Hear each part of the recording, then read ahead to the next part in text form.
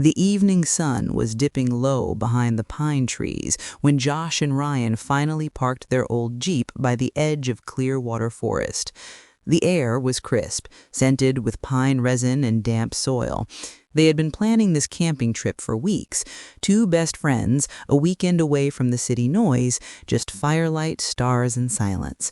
Ryan was the more adventurous one, always chasing thrill. Josh was calmer, quieter, but trusted Ryan enough to tag along on his wild ideas. They unloaded their gear, laughing and teasing each other about who'd forget to pack something this time.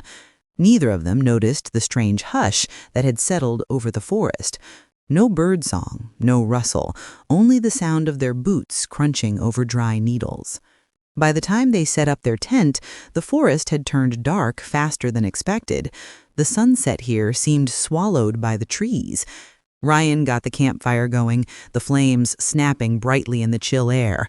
They talked, grilled a few hot dogs, and shared stories from college days. The laughter echoed between the trees, too loudly, it seemed, as if the forest were swallowing their voices whole. At one point, Josh paused mid-sentence, his eyes narrowing. "Did you hear that?" he asked quietly. Ryan chuckled. "Probably a deer, man. Relax." But Josh wasn't sure. It sounded like a whisper, faint, drawn out, and too human to be an animal. Hours passed. The moon rose pale and high, casting long shadows across the clearing. Ryan leaned back against a log, staring into the fire, when a gust of cold wind swept through. The flames sputtered, and both of them felt a chill that had nothing to do with the temperature. From somewhere deep in the trees came the sound again, a whispering, faint but distinct. It wasn't the wind. It was a voice, a woman's voice. Josh stood up instantly, flashlight in hand, scanning the trees. "Who's out there?" he shouted. The beam of light cut through the trunks, catching only drifting mist. The whisper came again, closer now, clearer. "Help me." Ryan stood up too, uneasy now. "Okay, that's creepy." Josh swallowed. Someone might be hurt. Against Ryan's protest, he began walking toward the sound. The flashlight beam bounced with each step. The whisper guided them, always just a little ahead, always just far enough to make them go deeper. The further they went, the colder it got. The forest seemed endless, repeating itself in twisted patterns of trees and fog. Josh stopped suddenly. "John, we've been walking for 15 minutes. We should have hit the stream by now." Ryan looked around. The campfire's glow was nowhere to be seen, just darkness, thick and absolute. Then something moved behind them, fast, heavy footsteps crunching the leaves. Ryan swung the flashlight around, but the beam hit nothing. The sound stopped. Dead silence again. Josh's breath came in short bursts now. "Let's head back." They turned and froze. Where their footprints had been, there were now others. Bare footprints, small, wet, leading between theirs, as if someone barefoot had been walking with them the whole time. The beam of light trembled in Ryan's hand. "No way," he whispered. They started walking faster, trying to retrace their path. The forest felt alive now, watching. Every few seconds they caught faint movements in their peripheral vision, a figure darting between trees, too quick to focus on.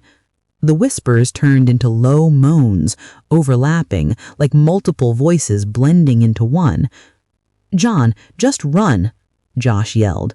They sprinted through the trees, branches slapping their faces, until the dim orange glow of their fire finally came into sight. They stumbled into the campsite, panting, covered in sweat despite the freezing air. The fire had nearly died. They threw more wood in, desperate for the light. Neither of them spoke for a long time. Then Ryan saw something. Inside the tent, a shadow, faint but unmistakable, moving slowly across the fabric. He grabbed Josh's arm and pointed. The shape stood still, then slowly turned, as if aware they were watching. Josh's voice cracked. "There's someone in our tent." He picked up a stick from the fire, half burning, and edged forward. Ryan followed, clutching the flashlight. They yanked open the zipper in one motion.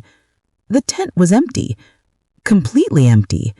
Yet the air inside was ice cold, and the faint smell of wet earth lingered, as if someone had just stepped out. They sat close to the fire after that, afraid to even blink.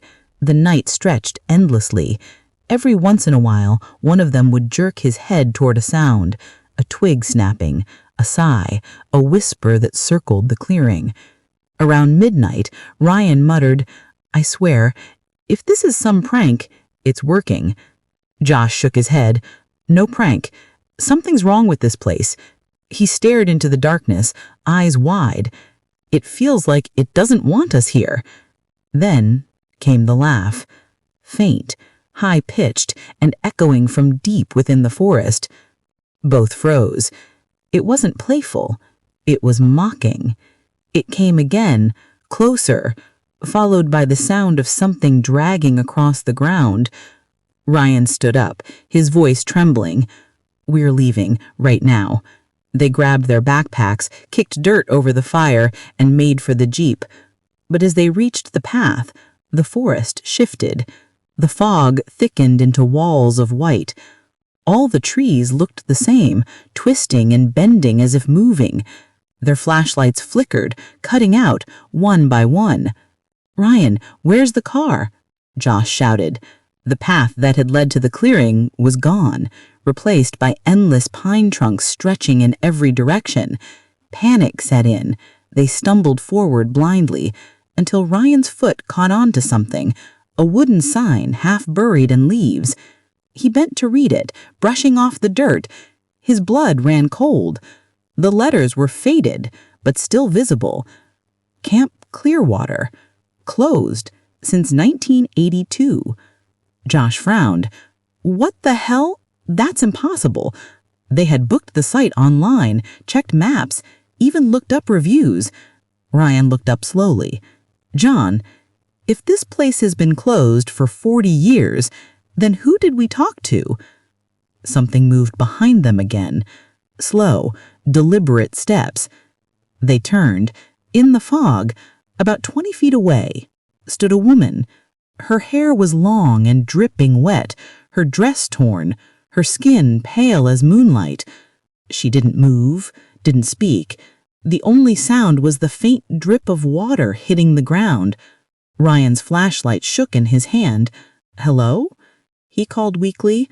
The woman tilted her head, her mouth opening slowly, unnaturally wide. The whisper came again, but now it came from everywhere. "Stay with me." They bolted. Branches tore at their clothes, fog closed in like smoke. Behind them came the sound of footsteps running, too many to count. Whispers chased them through the trees, each voice different, some pleading, some laughing. Josh tripped and fell, his flashlight rolling away. Ryan grabbed him, yanking him to his feet, and they ran until their lungs burned. Then, through the fog, the glint of metal. The jeep. They stumbled toward it, crumbling for the keys. Ryan jumped in, started the engine, and the headlights cut through the mist just as a figure lunged toward the windshield. A pale face, hollow eyes, and a mouth twisted into a scream slammed against the glass. Ryan floored the gas. The figure vanished in the light as the jeep tore down the dirt road.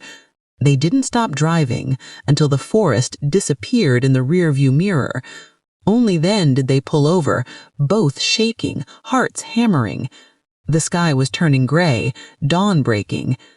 For a long time, neither spoke. Finally, Josh broke the silence.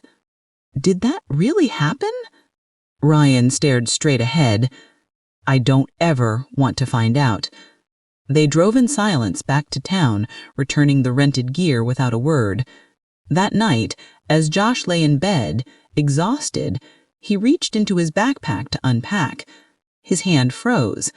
At the bottom of the bag, half buried under clothes, was a small object, a child's wooden toy, carved crudely, soaked in water. He didn't remember packing it. The next morning, Ryan texted him, "Bro, don't open your bag, just burn it." Josh didn't reply. He couldn't, because as he sat there staring at the toy, a whisper floated through his room, soft and familiar. "Stay with me." And from outside his window, somewhere far off in the wind, he thought he heard laughter, faint, distant, but unmistakably hers.